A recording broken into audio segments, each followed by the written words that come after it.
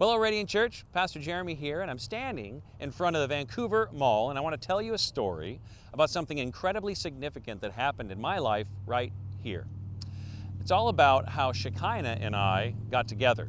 It all actually started at the church. Shekinah and her family had been coming to the church for a couple months. We knew each other a little bit, but weren't close by any stretch of the imagination. We'd had some conversations here and there. But one day after service, right in the church foyer, we struck up a conversation. And afterwards I thought, this girl is amazing. She's wonderful. I want to ask her out on a date.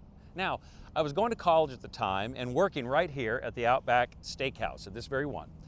And I had just recently, I think I'd been working there 2-3 weeks, something like that, pretty recent. And after service, I was going to head right over to the Outback and do a shift as a busboy.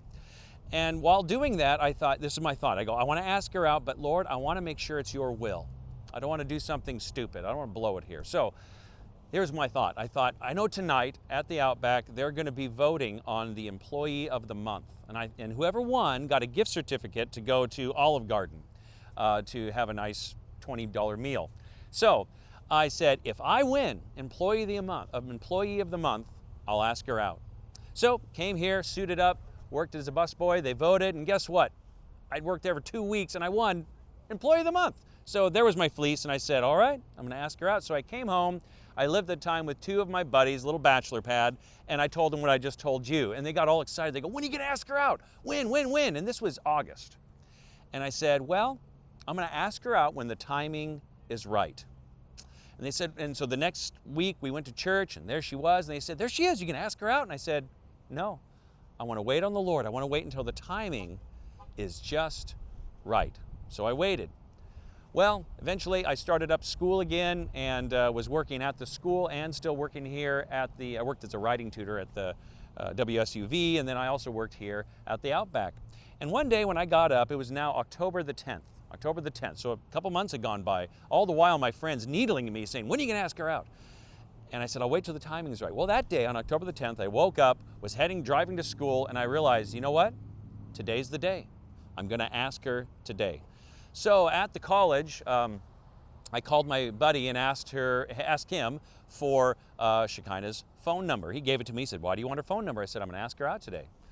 So I drove here, and this is in the day when cell phones were not ubiquitous. I certainly didn't have one, and I didn't even know anyone that did have one at that time. And so I had to find a payphone. And so I said, I'm going to pull in here and get my courage up and go in right there right under the sign of the Vancouver Mall. There used to be a payphone right there. And I said, I'm going to go ask her out.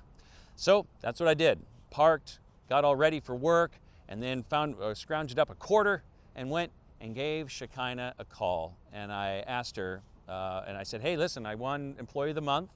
Didn't tell her it was back in August, but I said I won Employee of the Month and I got a free meal out of the Olive Garden. Would you do me the honor of joining me to have a meal at Olive Garden? And she said, yes. So she hung up.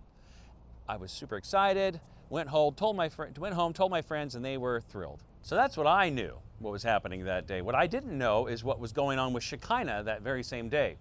Now, Shekinah at some point in that day had gotten up and said, you know what? She'd been thinking about it a while, I guess, but she decided she wanted to marry me, of all the people in the world. And she went into her room and got on her hands and knees and began to just cry out to the Lord, said, Lord, I'm just lonely. I'm ready to get married. I feel like that's what I'm supposed to do next, and I want to marry Jeremy Carmichael. So she prayed, Lord, if it's your will, can you please make that happen?